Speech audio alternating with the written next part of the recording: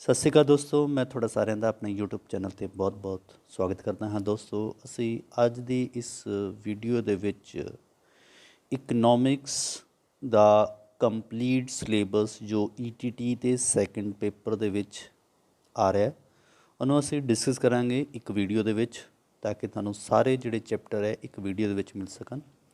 ਤੋ ਇਸ ਦੀ revision test ਹੈ। तो फ्रेंड्स, वीडियो शुरू करने तो पहला अगर तुम इस चैनल के नवे हो, अजे तक चैनल में सबसक्राइब नहीं किया तो प्लीज़ पहला चैनल में सबसक्राइब करो, तो इस बैल आइकन प्रेस करो ताकि हर इन्फॉर्मेटिव वीडियो का नोटिफिकेशन थोड़े तक सब तो पहला पहुँच सके। अगर तुम वीडियो अच्छी लगे, वीडियो को लाइक और शेयर जरूर करना। तो सब तो पहला लैसन करते हैं जी इकनॉमिक्स का। लैसन नंबर पार्ट 1 है मुंडलियां धारनावां, और इसका प्रश्न है राष्ट्रीय आमदन एक देश के आम निवासियों की किन्ने साल की अर्जित आमदन होंदी है, और इसका आंसर है जी 1 साल। प्रति व्यक्ति आमदन का दूसरा नाम की है? इसका दूसरा नाम है जी औसत आमदन। नेक्स्ट प्रश्न है प्रति व्यक्ति आमदन का अनुमान किस तरह लगाया जा सकता है? इसका आंसर है जी राष्ट्रीय आमदन नूं जनसंख्या के नाल भाग करके प्रति व्यक्ति आमदन का अनुमान लगाया जा सकता है। नैक्सट क्वेश्चन नंबर 4 है उस क्रिया का नाम दसो जिस राही मनुख दीयां लोड़ां प्रतख संतुष्टि हुंदी है। इसका राइट आंसर है जी उपभोग। साडे देश विच किहड़ा नोट भारत के वित्त मंत्रालय राही जारी किया जाता है जी? वो है जी 1 रुपये का नोट। उस तो बाद है खाली थावां भरो। डैश विच वाधा निवेश कहाउंदा है? पूंजी दे विच जिहड़ा वाधा है वो निवेश कहाउंदा है। नैक्सट क्वेश्चन है आमदन विचों उपभोग संबंधी खर्च नूं घटाउण पिछों जो धन बच जाता है उसनूं बचत कहा जाता है, उसनूं बचत कहा जाता है। नैक्सट क्वेश्चन है सरकार दी निश्चित उद्देशां दी प्राप्ति करन लई आमदन अते खर्च दी नीति नूं डैश कहते हैं? उन्होंने कहते हैं जी राजकोषी नीति, राजकोषी नीति। नैक्सट है क्वेश्चन नंबर 9 है सरकार की विशेष टीचियां की प्राप्ति लई मुद्रा की पूर्ति, मुद्रा की लागत अते मुद्रा की उपलब्धि नूं कंट्रोल करन वाली नीति नूं डैश किया जाता है जी मौद्रिक नीति। सरकार द्वारा ले गए सारे कर्जियां नूं डैश कर्जे कहते हैं? सर्वजनक कर्जे। नैक्सट क्वेश्चन है जी आमदन बराबर होंदी है उपभोग प्लस बचत। नैक्सट क्वेश्चन है आमदन का वह भाग जिस नाल पहला नालों वधेरे उत्पादन होंदा है उसनूं पूंजी कहते हैं? बिल्कुल ठीक प्रश्न है जी। सरकार द्वारा ले गए कर्जियां नूं देश का कर्जा कहा जाता है जी? नहीं, गलत है। सरकार हर साल अपनी होने वाली आमदन अते खर्च का ब्यौरा तैयार करती है जिसनूं सरकारी बजट कहा जाता है? बिल्कुल ठीक प्रश्न है। यह वह बजट जिस भी सरकार की आमदन अते खर्च हुंदे हन घाटे बजट कहते हैं? ये गलत प्रश्न है जी। बचत जिहड़ी है वो बराबर होंदी है आमदन विच जदों असीं माइनस कर दिंदे हां उपभोग नूं। कीमतां विच वाधा होण वाले लगातार वाधे नूं मुद्रा पूर्ति कहंदे आ जी? ये गलत प्रश्न है। आमदन विच उपभोक्ता खर्च घटाउण वाली जो राशि बाकी बचती है उसनूं बचत कहा जाता है? बिल्कुल ठीक प्रश्न है जी। नैक्सट है जिहड़े कर्जे सरकार द्वारा सरकार वित्ती सेवावां ते होर वित्ती संस्थावां तो ले जाते हैं उन्होंने सर्वजनक कर्जे कहा जाता है? बिल्कुल ठीक है। सरकारी आमदन अते खर्च के वेरवे नूं मौद्रिक नीति कहते हैं? नैक्सट प्रश्न है प्रति व्यक्ति आमदन जिहड़ी है वो बराबर होंदी है जी राष्ट्रीय आमदन नूं जदों असीं शुद्ध आमदन दे नाल तकसीम कर दिंदे हां? ये गलत प्रश्न है जी। नैक्सट है सही मिलान करो। तो इस दे विच आ गया साडे कोल जी सब तो पहला कि सरकारी बजट की हुंदा? सरकार दा हर साल होण वाला आमदन अते खर्च का जिहड़ा ब्यौरा है उन्होंने असीं कहने जी सरकारी बजट। संतुलित बजट किहड़ा हुंदा है ਜਿਸ ਵਿੱਚ ਸਰਕਾਰ ਦੀ ਆਮਦਨ ਅਤੇ ਖਰਚ ਬਰਾਬਰ ਹੁੰਦੇ ਆ ਉਹਨੂੰ ਸੰਤੁਲਿਤ ਬਜਟ ਕਿਹਾ ਜਾਂਦਾ ਹੈ। ਬਜਟ ਉਹ ਹੁੰਦਾ ਹੈ ਜਿਸ ਵਿੱਚ ਸਰਕਾਰ ਦੀ ਆਮਦਨ ਉਸ ਦੇ ਖਰਚ ਨਾਲੋਂ ਜ਼ਿਆਦਾ ਹੁੰਦੀ ਹੈ। ਘਾਟੇ ਦਾ ਬਜਟ ਜਿਸ ਵਿੱਚ ਸਰਕਾਰ ਦਾ ਖਰਚ ਉਸ ਦੀ ਆਮਦਨ ਤੋਂ ਵੱਧ ਹੁੰਦਾ ਹੈ। ਠੀਕ ਹੈ ਜੀ। ਉਸ ਤੋਂ ਬਾਅਦ ਨੈਕਸਟ ਪ੍ਰਸ਼ਨ ਹੈ, ਆਮਦਨ ਜਿਹੜੀ ਹੈ ਉਹ ਕਿਸ ਦੇ ਬਰਾਬਰ ਹੁੰਦੀ ਹੈ। ਸੌਰੀ, ਕੁਐਸਚਨ 'ਚ ਲਿਖਿਆ ਕਿ ਬਚਤ ਜਿਹੜੀ ਬਚਤ ਹੈ ਉਹ ਬਰਾਬਰ ਹੋਏਗੀ ਆਮਦਨ ਵਿੱਚੋਂ, ਅਗਰ ਅਸੀਂ ਉਪਭੋਗ ਨੂੰ ਮਾਈਨਸ ਕਰ ਦਿੰਦੇ ਹਾਂ, ਆਮਦਨ ਪਲੱਸ ਲਾਗਤ, ਆਮਦਨ ਮਾਈਨਸ ਕੀਮਤ ਇਸ ਦਾ ਰਾਈਟ ਆਂਸਰ ਹੈ ਕਿ ਜਦੋਂ ਅਸੀਂ ਆਮਦਨ ਵਿੱਚੋਂ ਉਪਭੋਗ ਨੂੰ ਮਾਈਨਸ ਕਰ ਦਾਂਗੇ, ਘਟਾ ਦੇਵਾਂਗੇ, ਤਾਂ ਸਾਡੇ ਕੋਲ ਬਚ ਜਾਂਦਾ ਜੀ ਬਚਤ। ਉਸ ਤੋਂ ਬਾਅਦ ਹੈ ਮੁੱਢਲੀਆਂ ਧਾਰਨਾਵਾਂ ਕੀ ਹਨ। ਉਹ ਸ਼ਬਦ ਜਿਨ੍ਹਾਂ ਦਾ ਅਰਥ ਸ਼ਾਸਤਰ ਵਿੱਚ ਵਿਸ਼ੇਸ਼ ਅਰਥ ਹੁੰਦਾ ਹੈ ਉਹਨਾਂ ਨੂੰ ਅਸੀਂ ਕਹਿੰਦੇ ਹਾਂ ਮੁੱਢਲੀਆਂ ਧਾਰਨਾਵਾਂ।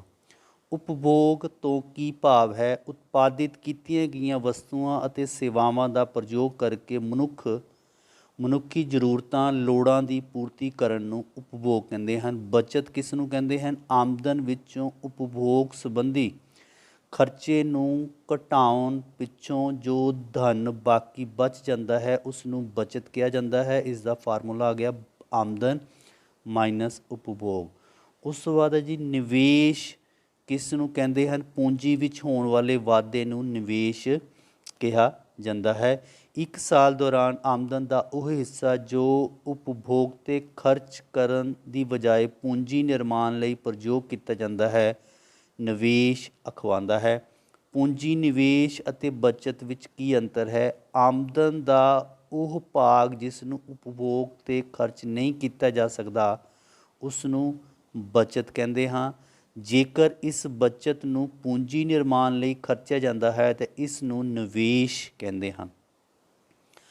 ਨੈਕਸਟ ਪ੍ਰਸ਼ਨ ਹੈ, ਛੁਪੀ ਹੋਈ ਬੇਰੁਜ਼ਗਾਰੀ ਕਿਸ ਨੂੰ ਕਹਿੰਦੇ ਹਨ, ਉਦਾਹਰਨ ਦੇ ਕੇ ਸਪਸ਼ਟ ਕਰੋ। ਜਦੋਂ ਕਿਸੇ ਕੰਮ ਉੱਤੇ ਜਿੰਨੇ ਕਿਰਤੀਆਂ ਦੀ ਲੋੜ ਹੋਵੇ ਪਰ ਉਸ ਤੋਂ ਵੱਧ ਕਿਰਤੀ ਉੱਥੇ ਕੰਮ ਕਰਦੇ ਹੋਣ ਤਾਂ ਲੋੜ ਤੋਂ ਵੱਧ ਕਿਰਤੀਆਂ ਦੀ ਬੇਰੁਜ਼ਗਾਰੀ ਨੂੰ ਛੁਪੀ ਹੋਈ ਬੇਰੁਜ਼ਗਾਰੀ ਕਹਿੰਦੇ ਹਨ। ਪੂਰਨ ਰੁਜ਼ਗਾਰ ਕਿਸ ਨੂੰ ਕਹਿੰਦੇ ਹਨ, ਉਦਾਹਰਨ ਸਪਸ਼ਟ ਕਰੋ। ਪੂਰਨ ਰੁਜ਼ਗਾਰ ਤੋਂ ਭਾਵ ਹੈ ਉਸ ਹਾਲਤ ਤੋਂ ਹੁੰਦਾ ਹੈ ਜਿਸ ਵਿੱਚ ਕੋਈ ਵੀ ਮਨੁੱਖ ਬੇਰੁਜ਼ਗਾਰ ਨਹੀਂ ਹੁੰਦਾ, ਭਾਵ ਉਹਨਾਂ ਸਾਰੇ ਮਨੁੱਖਾਂ ਨੂੰ ਰੁਜ਼ਗਾਰ ਮਿਲ ਜਾਂਦਾ ਹੈ ਜੋ ਮਜ਼ਦੂਰੀ ਦੀ ਵਰਤਮਾਨ ਦਰ 'ਤੇ ਕੰਮ ਕਰਨ ਲਈ ਤਿਆਰ ਹੁੰਦੇ ਹਨ ਅਤੇ ਉਹਨਾਂ ਨੂੰ ਆਸਾਨੀ ਦੇ ਨਾਲ ਕੰਮ ਮਿਲ ਜਾਵੇ। ਉਸ ਤੋਂ ਬਾਅਦ ਹੈ ਜੀ ਉਧਾਰ ਕਾਰਜ ਕੀ ਹੈ, ਜਿਹੜੇ ਕਾਰਜ ਲੰਬੀ ਮਿਆਦ ਲਈ ਘੱਟ ਵਿਆਜ ਦਰ 'ਤੇ ਲਏ ਜਾਂਦੇ ਹਨ। ਆਮਦਨ ਕਰਜ਼ ਕੀ ਹੈ, ਜਿਹੜੇ ਕਰਜ਼ ਘੱਟ ਮਿਆਦ ਲਈ ਵੱਧ ਜਾਂ ਉੱਚੀ ਵਿਆਜ ਦਰ 'ਤੇ ਲਏ ਜਾਂਦੇ ਹਨ।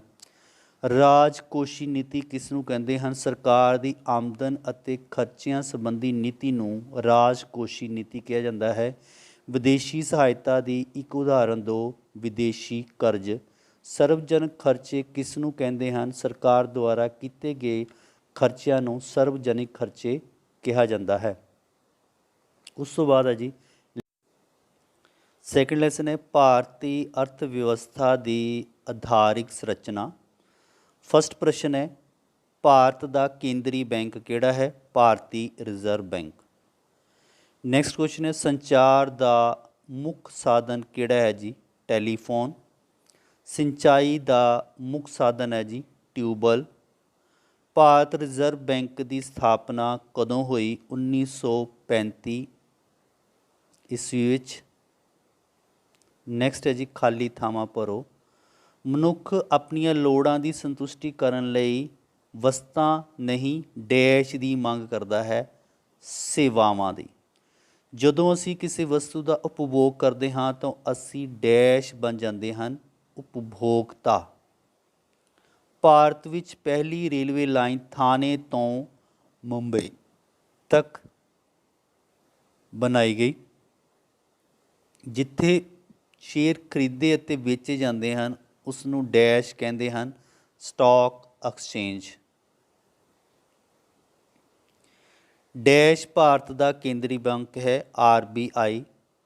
ਭਾਖੜਾ ਨੰਗਲ ਯੋਜਨਾ ਭਾਰਤ ਦੀ ਬਹੁਉਦੇਸ਼ੀ ਯੋਜਨਾ ਹੈ, ਬਿਲਕੁਲ ਠੀਕ ਪ੍ਰਸ਼ਨ ਹੈ ਜੀ। ਸਾਹੂਕਾਰ ਬਹੁਤ ਘੱਟ ਵਿਆਜ ਲੈਂਦੇ ਹਨ, ਇਹ ਗਲਤ ਪ੍ਰਸ਼ਨ ਹੈ। ਤਾਪ ਬਿਜਲੀ ਥਰਮਲ ਪਾਵਰ ਵਹਿ ਰਹੀਆਂ ਨਦੀਆਂ ਤੋਂ ਬਣ ਕੇ ਪੈਦਾ ਹੁੰਦੀ ਹੈ ਜੀ, ਨਹੀਂ ਗਲਤ ਹੈ। ਦੇਸ਼ ਵਿੱਚ 15 ਮਾਰਚ ਤੋਂ 21 ਮਾਰਚ ਤੱਕ ਉਪਭੋਗਤਾ ਹਫ਼ਤਾ ਮਨਾਇਆ ਜਾਂਦਾ ਹੈ, ਇਹ ਬਿਲਕੁਲ ਠੀਕ ਪ੍ਰਸ਼ਨ ਹੈ ਜੀ। ਉਸ ਤੋਂ ਬਾਅਦ ਸਾਡੇ ਕੋਲ ਜੀ ਦੇ ਸਹੀ ਮਿਲਾਨ ਹੈ, ਇਸ ਦਾ ਸਹੀ ਮਿਲਾਨ ਆ ਗਿਆ ਸਾਡੇ ਕੋਲ ਜੀ। ਭਾਰਤੀ ਰਿਜ਼ਰਵ ਬੈਂਕ ਦੀ ਜਿਹੜੀ ਸਥਾਪਨਾ 1935 ਦੇ ਵਿੱਚ ਹੋਈ। ਰਾਸ਼ਟਰੀ ਖੇਤੀ ਅਤੇ ਗ੍ਰਾਮੀਣ ਵਿਕਾਸ ਬੈਂਕ ਨਾਬਾਰਡ ਦੀ ਸਥਾਪਨਾ ਜਿਹੜੀ ਹੈ 1982 ਦੇ ਵਿੱਚ ਹੋਈ।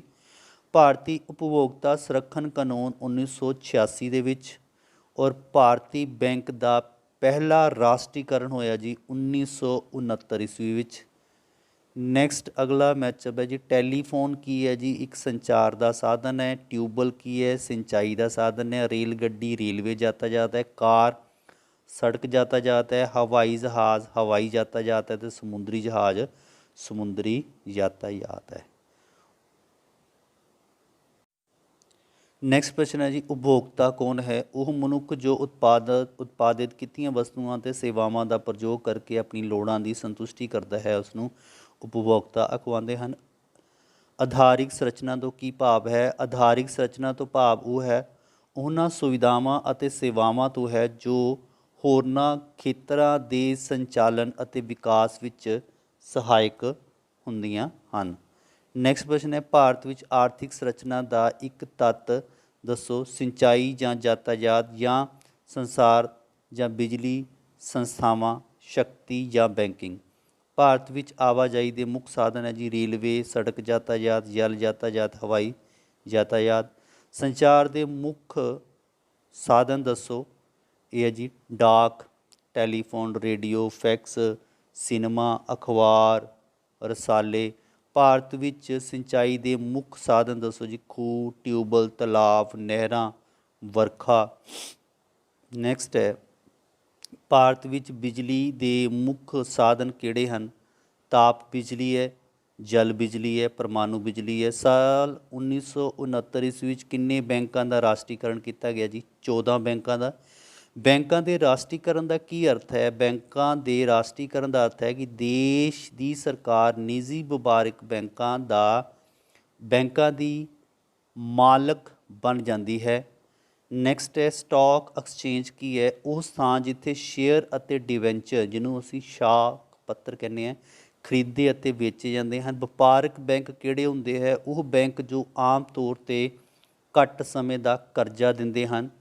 ਵਿਸ਼ਿਸ਼ਟ ਬੈਂਕਿੰਗ ਸੰਸਥਾਵਾਂ ਕਿਸ ਨੂੰ ਕਿਹਾ ਜਾਂਦਾ ਹੈ? ਆਜ਼ਾਦੀ ਪਿੱਛੋਂ ਦੇਸ਼ ਵਿੱਚ ਉਦਯੋਗਾਂ, ਖੇਤੀਬਾੜੀ, ਵਿਦੇਸ਼ੀ ਵਪਾਰ ਨੂੰ ਲੰਬੇ ਸਮੇਂ ਲਈ ਕਰਜ਼ ਦੇਣ ਲਈ ਕਈ ਸੰਸਥਾਵਾਂ ਦੀ ਸਥਾਪਨਾ ਕੀਤੀ ਗਈ, ਜਿਨ੍ਹਾਂ ਨੂੰ ਵਿਸ਼ਿਸ਼ਟ ਬੈਂਕਿੰਗ ਸੰਸਥਾਵਾਂ ਕਿਹਾ ਜਾਂਦਾ ਹੈ। ਭਾਰਤ ਦੀਆਂ ਮੁੱਖ ਬਹੁ ਯੋਜਨਾ ਦੇ ਨਾਂ ਦੱਸੋ ਜੀ। ਭਾਖੜਾ ਨੰਗਲ ਦਮੋਦਰ ਘਾਟੀ ਯੋਜਨਾ। ਬਹੁਮੁਖੀ ਯੋਜਨਾ ਕਿਸ ਨੂੰ ਕਹਿੰਦੇ ਹਨ? ਬਹੁਮੁਖੀ ਯੋਜਨਾ ਉਸ ਯੋਜਨਾ ਨੂੰ ਕਹਿੰਦੇ ਹਨ ਜਿਸ ਦੀ ਸਥਾਪਨਾ ਸਿੰਚਾਈ, ਬਿਜਲੀ ਉਤਪਾਦਨ, ਹੜ੍ਹਾਂ 'ਤੇ ਕੰਟਰੋਲ ਆਦਿ ਕਈ ਉਦੇਸ਼ਾਂ ਦੇ ਲਈ ਕੀਤੀ ਜਾਂਦੀ ਹੈ। ਨੈਕਸਟ ਹੈ, ਹਵਾਈ यातायात ਲਈ ਭਾਰਤ ਵਿੱਚ ਸਰਵਜਨਕ ਖੇਤਰ ਦੀਆਂ ਕੰਪਨੀਆਂ ਦੇ ਨਾਂ ਲਿਖੋ। Indian airlines corporation, air India corporation, ਵਾਯੂ ਦੂਤ। ਸਮੁੰਦਰੀ यातायात ਲਈ ਭਾਰਤ ਵਿੱਚ ਸਰਵਜਨਕ ਖੇਤਰ ਦੀਆਂ ਕੰਪਨੀਆਂ ਦੇ ਨਾਂ ਲਿਖੋ ਜੀ। ਭਾਰਤੀ ਸ਼ਿਪਿੰਗ ਨਿਗਮ, ਮੁਗਲ ਲਾਈਨ। ਸਿੰਚਾਈ ਤੋਂ ਕੀ ਭਾਵ ਹੈ? ਖੇਤੀਬਾੜੀ ਯੋਗ ਭੂਮੀ ਨੂੰ ਲੋੜੀਂਦਾ ਪਾਣੀ ਪ੍ਰਦਾਨ ਕਰਨਾ। ਆਵਾਜਾਈ ਪ੍ਰਣਾਲੀ ਤੋਂ ਕੀ ਭਾਵ ਹੈ? ਆਵਾਜਾਈ ਤੋਂ ਭਾਵ ਹੈ ਉਹਨਾਂ ਵੱਖ-ਵੱਖ ਸਾਧਨਾਂ ਤੋਂ ਹੈ ਜੋ ਲੋਕਾਂ ਅਤੇ ਵਸਤੂਆਂ ਨੂੰ ਇੱਕ ਥਾਂ ਤੋਂ ਦੂਜੀ ਥਾਂ 'ਤੇ ਲਿਆਉਂਦੇ ਅਤੇ ਲੈ ਕੇ ਜਾਂਦੇ ਹਨ। ਨੈਕਸਟ ਕੁਐਸਚਨ ਹੈ, ਉਪਭੋਗਤਾ ਸੰਰਖਣ ਤੋਂ ਕੀ ਭਾਵ ਹੈ? ਉਪਭੋਗਤਾ ਸੰਰਖਣ ਤੋਂ ਭਾਵ ਹੈ ਉਪਭੋਗਤਾ ਵਸਤੂਆਂ ਦੇ ਖਰੀਦਦਾਰ ਅਤੇ ਉਤਪਾਦਕਾਂ ਨੂੰ ਅਨੁਚਿਤ ਵਪਾਰ ਵਿਵਹਾਰ ਦੇ ਸਿੱਟੇ ਵਜੋਂ ਹੋਣ ਵਾਲੇ ਸ਼ੋਸ਼ਣ ਤੋਂ ਸੁਰੱਖਿਆ ਕਰਨਾ। ਉਪਭੋਗਤਾ ਸੁਰੱਖਣ ਕਾਨੂੰਨ ਕਦੋਂ ਪਾਸ ਹੋਇਆ ਸੀ? 1986 ਈਸਵੀ ਵਿੱਚ। ਸਰਵਜਨਕ ਵੰਡ ਪ੍ਰਣਾਲੀ ਇਹ ਇੱਕ ਅਜਿਹੀ ਪ੍ਰਣਾਲੀ ਹੈ ਜਿਸ ਦੇ ਦੁਆਰਾ ਸਰਕਾਰ ਜਨਤਾ, ਖਾਸ ਕਰ ਗਰੀਬ ਵਰਗ ਦੇ ਲੋਕਾਂ ਨੂੰ ਉਚਿਤ ਮੁੱਲ ਦੀਆਂ ਦੁਕਾਨਾਂ ਰਾਹੀਂ ਜੀਵਨ ਦੀਆਂ ਲੋੜੀਂਦੀਆਂ ਵਸਤੂਆਂ ਦੀ ਵੰਡ ਕਰਦੀ ਹੈ। ਨੈਕਸਟ ਲੈਸਨ ਹੈ ਜੀ ਭਾਰਤ ਵਿੱਚ ਖੇਤੀਬਾੜੀ ਦਾ ਵਿਕਾਸ। ਫਸਟ ਪ੍ਰਸ਼ਨ ਹੈ ਖੇਤੀਬਾੜੀ ਨੂੰ ਅੰਗਰੇਜ਼ੀ ਵਿੱਚ ਕੀ ਕਿਹਾ ਜਾਂਦਾ ਹੈ ਜੀ? ਐਗਰੀਕਲਚਰ। ਭਾਰਤ ਵਿੱਚ ਰੋਜ਼ਗਾਰ ਦਾ ਮੁੱਖ ਸਾਧਨ ਕੀ ਹੈ ਜੀ? ਖੇਤੀਬਾੜੀ। ਕਿਹੜਾ ਦੇਸ਼ ਦਾਲਾਂ ਦਾ ਸਭ ਤੋਂ ਵੱਡਾ ਉਤਪਾਦਕ ਹੈ? ਉਹ ਹੈ ਜੀ ਭਾਰਤ। ਭਾਰਤ ਵਿੱਚ ਕਿਹੜੀ ਕ੍ਰਾਂਤੀ ਖੇਤੀਬਾੜੀ ਨੂੰ ਬਹੁਤ ਪ੍ਰਭਾਵਿਤ ਕੀਤਾ ਜੀ? ਹਰੀ ਕ੍ਰਾਂਤੀ। ਭਾਰਤ ਦੀ ਰਾਸ਼ਟਰੀ ਆਮਦਨ ਦਾ ਕਿੰਨੇ ਪ੍ਰਤੀਸ਼ਤ ਹਿੱਸਾ ਖੇਤੀ ਅਤੇ ਵਣਾਂ ਆਦਿ ਪ੍ਰਾਥਮਿਕ ਕਿਰਿਆ ਤੋਂ ਪ੍ਰਾਪਤ ਹੁੰਦਾ ਹੈ? 40%। ਭਾਰਤ ਵਿੱਚ ਹਰੀ ਕ੍ਰਾਂਤੀ ਦੀ ਸ਼ੁਰੂਆਤ ਜਿਹੜੀ ਹੈ 1968 ਦੇ ਵਿੱਚ ਹੋਈ ਸੀ। ਹਰੀ ਕ੍ਰਾਂਤੀ ਸ਼ਬਦ ਵਿੱਚ ਹਰੀ ਦਾ ਅਰਥ ਹੈ ਜੀ ਹਰਿਆਲੀ। ਫਸਲਾਂ ਨੂੰ ਉਗਾਉਣ ਦੀ ਕਲਾ ਅਤੇ ਵਿਗਿਆਨ ਨੂੰ ਡੈਸ਼ ਕਹਿੰਦੇ ਹਨ? ਖੇਤੀਬਾੜੀ। ਨੈਕਸਟ ਹੈ ਡੈਸ਼ ਦਾਲਾਂ ਦਾ ਸਭ ਤੋਂ ਵੱਡਾ ਉਤਪਾਦਕ ਦੇਸ਼ ਹੈ ਜੀ ਭਾਰਤ। ਭਾਰਤ ਵਿੱਚ ਸਿੰਚਾਈ ਦਾ ਮੁੱਖ ਸਾਧਨ ਹੈ ਜੀ ਟਿਊਬਵੈੱਲ। ਨੈਕਸਟ ਹੈ ਫਸਲਾਂ ਨੂੰ ਉਗਾਉਣ ਦੀ ਕਲਾ ਅਤੇ ਵਿਗਿਆਨ ਨੂੰ ਖੇਤੀਬਾੜੀ ਕਹਿੰਦੇ ਹਨ? ਬਿਲਕੁਲ ਠੀਕ ਪ੍ਰਸ਼ਨ ਹੈ। ਭਾਰਤ ਵਿੱਚ 49% ਜਨਸੰਖਿਆ ਜੀਵਿਕਾ ਲਈ ਖੇਤੀ ਕਰਕੇ ਨਿਰਭਰ ਕਰਦੀ ਹੈ? ਬਿਲਕੁਲ ਠੀਕ ਪ੍ਰਸ਼ਨ ਹੈ। ਗੰਨਾ, ਤਿਲ ਅਤੇ ਪਟਸਨ ਉਦਯੋਗਾਂ ਲਈ ਕੱਚਾ ਮਾਲ ਦਾ ਕੰਮ ਕਰਦਾ ਹੈ? ਇਹ ਵੀ ਬਿਲਕੁਲ ਠੀਕ ਪ੍ਰਸ਼ਨ ਹੈ। ਉਸ ਤੋਂ ਬਾਅਦ ਹੈ ਜੀ ਇਸ ਦਾ ਮੈਚਅਪ ਹੈ। ਪਹਿਲੀ 5 ਸਾਲਾ ਯੋਜਨਾ ਜਿਹੜੀ ਹੈ 1951 ਅਤੇ 1951 ਤੋਂ 1956 ਤੱਕ ਚਲੀ। ਦੂਜੇ ਸਾਲ ਦੀ ਯੋਜਨਾ 1956 ਤੋਂ ਲੈ ਕੇ 61 ਤੱਕ ਔਰ ਪੰਜਵੀਂ 5 ਸਾਲਾ ਯੋਜਨਾ 1974 ਤੋਂ ਲੈ ਕੇ 1978 ਤੱਕ। 10ਵੀਂ 5 ਸਾਲ ਯੋਜਨਾ 2002 ਤੋਂ ਲੈ ਕੇ 2007 ਤੱਕ ਔਰ 12ਵੀਂ 5 ਸਾਲ ਯੋਜਨਾ 2012 ਤੋਂ ਲੈ ਕੇ 2017 ਤੱਕ। ਨੈਕਸਟ ਪ੍ਰਸ਼ਨ ਹੈ ਖੇਤੀਬਾੜੀ ਕਿਸ ਨੂੰ ਆਖਦੇ ਹਨ? ਫਸਲਾਂ ਨੂੰ ਉਗਾਉਣ ਦੀ ਕਲਾ ਅਤੇ ਵਿਗਿਆਨ ਨੂੰ ਖੇਤੀਬਾੜੀ ਕਹਿੰਦੇ ਹਨ। ਭਾਰਤੀ ਖੇਤੀਬਾੜੀ ਦੀਆਂ ਮੁੱਖ ਸਮੱਸਿਆ ਕਿਹੜੀਆਂ ਹਨ? ਮਨੁੱਖੀ ਸਮੱਸਿਆ ਜੀ, ਸੰਸਥਾਗਤ ਸਮੱਸਿਆ, ਤਕਨੀਕੀ ਸਮੱਸਿਆ। ਭਾਰਤ ਦਾ ਕੋਈ ਇੱਕ ਭੂਮੀ ਸੁਧਾਰ ਦੱਸੋ।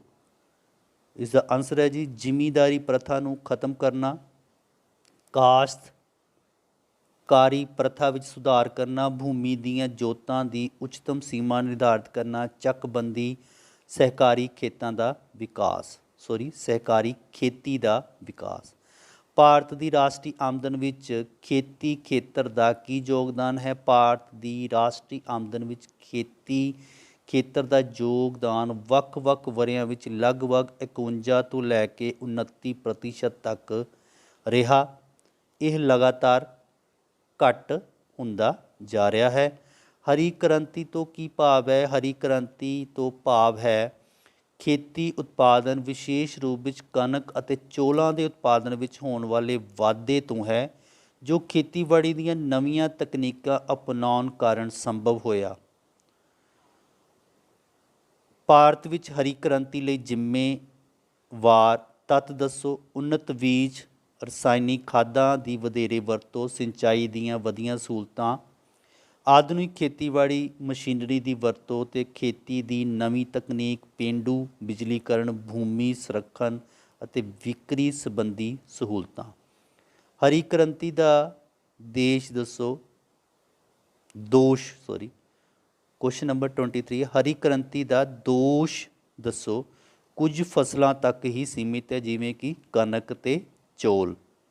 ਭਾਰਤ ਵਿੱਚ ਹਰੀ ਕ੍ਰਾਂਤੀ ਦਾ ਕੀ ਪ੍ਰਭਾਵ ਪਿਆ? ਕਿਸਾਨਾਂ ਦੀ ਦਸ਼ਾ ਦੇ ਵਿੱਚ ਸੁਧਾਰ ਹੋਇਆ। ਭਾਰਤ ਵਿੱਚ ਖੇਤੀ ਦੇ ਪਿਛੜੇਪਣ ਦਾ ਕਾਰਨ ਦੱਸੋ। ਸਿੰਚਾਈ ਸਹੂਲਤਾਂ ਵਿੱਚ ਕਮੀ, ਖੇਤਾਂ ਦਾ ਛੋਟਾ ਆਕਾਰ। ਹਰੀ ਕ੍ਰਾਂਤੀ ਦੇ ਲਾਭ ਦੱਸੋ। ਅਨਾਜ ਉਤਪਾਦਨ ਵਿੱਚ ਵਾਧਾ, ਕਿਸਾਨਾਂ ਦੇ ਜੀਵਨ ਪੱਧਰ ਵਿੱਚ ਵਾਧਾ। ਨੈਕਸਟ ਲੈਸਨ ਨੰਬਰ ਆ ਗਿਆ ਜੀ ਸਾਡੇ ਕੋਲ 4, ਭਾਰਤ ਵਿੱਚ ਉਦਯੋਗਿਕ ਵਿਕਾਸ।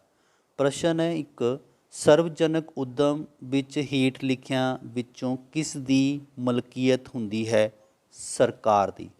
ਸੰਯੁਕਤ ਉਦਮ ਵਿੱਚ ਹੇਠ ਲਿਖਿਆਂ ਵਿੱਚੋਂ ਕਿਸ ਦੀ ਮਲਕੀਅਤ ਹੁੰਦੀ ਹੈ ਜੀ? ਸਰਕਾਰ ਅਤੇ ਨਿੱਜੀ ਖੇਤਰ। ਨੈਕਸਟ ਪ੍ਰਸ਼ਨ ਹੈ ਹੇਠ ਦਿੱਤੀਆਂ ਵਿੱਚੋਂ ਕਿਹੜੀ ਉਦਯੋਗ ਮੁੱਢਲਾ ਉਦਯੋਗ ਹੈ? ਲੋਹਾ। ਹੇਠ ਲਿਖਿਆਂ ਵਿੱਚੋਂ ਕਿਹੜਾ ਉਦਯੋਗ ਵੱਡੇ ਉਦਯੋਗ ਖੇਤਰ ਵਿੱਚ ਹੈ? ਇਸਪਾਤ। ਹੇਠ ਲਿਖਿਆਂ ਵਿੱਚੋਂ ਕਿਹੜਾ ਕਾਰਖਾਨਾ ਲਈ ਕੱਚਾ ਮਾਲ ਨਹੀਂ ਹੈ? ਟਰੈਕਟਰ। ਪ੍ਰਸ਼ਨ 6 ਹੈ, ਡੈਸ਼ ਮੁੱਢਲੇ ਉਦਯੋਗ ਦੀ ਉਦਾਹਰਣ ਹੈ? ਕੋਇਲਾ। ਨੈਕਸਟ ਹੈ ਜੀ, ਡੈਸ਼ ਖੇਤਰ ਉਹ ਖੇਤਰ ਹੈ ਜਿਸ ਵਿੱਚ ਨਿੱਜੀ ਲੋਕਾਂ ਦੀ ਮਲਕੀਅਤ ਹੁੰਦੀ ਹੈ? ਨਿੱਜੀ ਖੇਤਰ। ਕੁਟੀਰ ਉਦਯੋਗ ਜ਼ਿਆਦਾਤਰ ਡੈਸ਼ ਵਿੱਚ ਹੁੰਦੇ ਹਨ? ਪਿੰਡਾਂ ਦੇ ਵਿੱਚ ਹੁੰਦੇ ਹਨ। ਖਾਦੀ, ਚਟਾਈ, ਜੁੜੇ ਆਦਿ ਡੈਸ਼ ਉਦਯੋਗ ਅਧੀਨ ਬਣਾਏ ਜਾਂਦੇ ਹਨ? ਕੁਟੀਰ ਉਦਯੋਗ।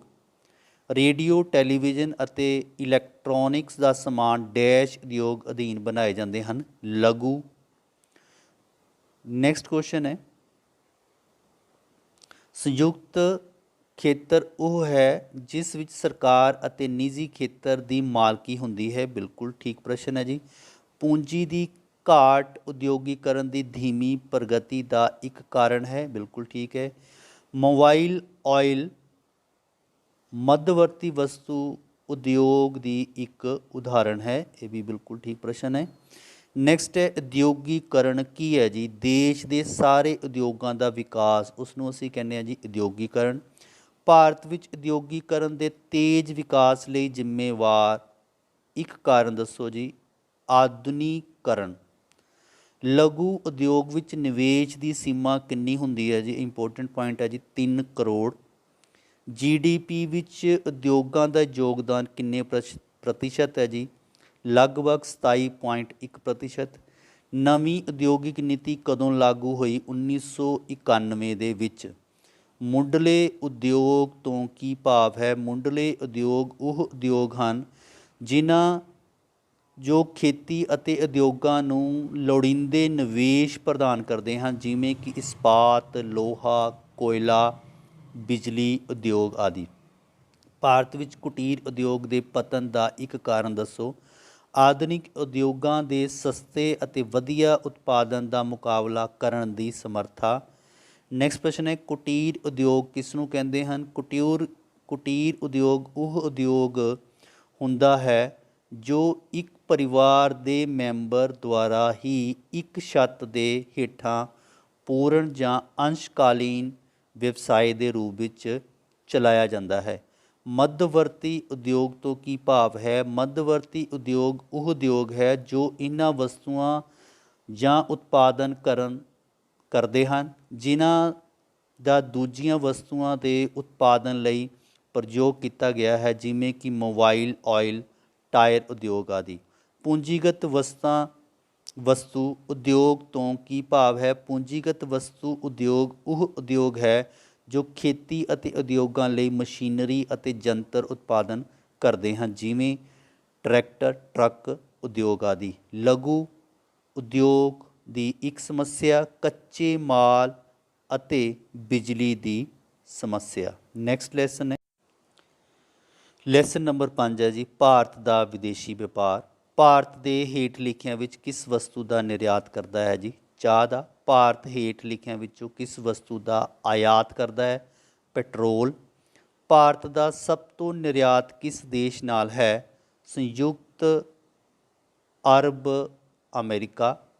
ਭਾਰਤ ਹੇਠ ਲਿਖਿਆਂ ਵਿੱਚੋਂ ਕਿਹੜੀ ਦਾ ਵਸਤੂ ਦਾ ਨਿਰਯਾਤ ਨਹੀਂ ਕਰਦਾ?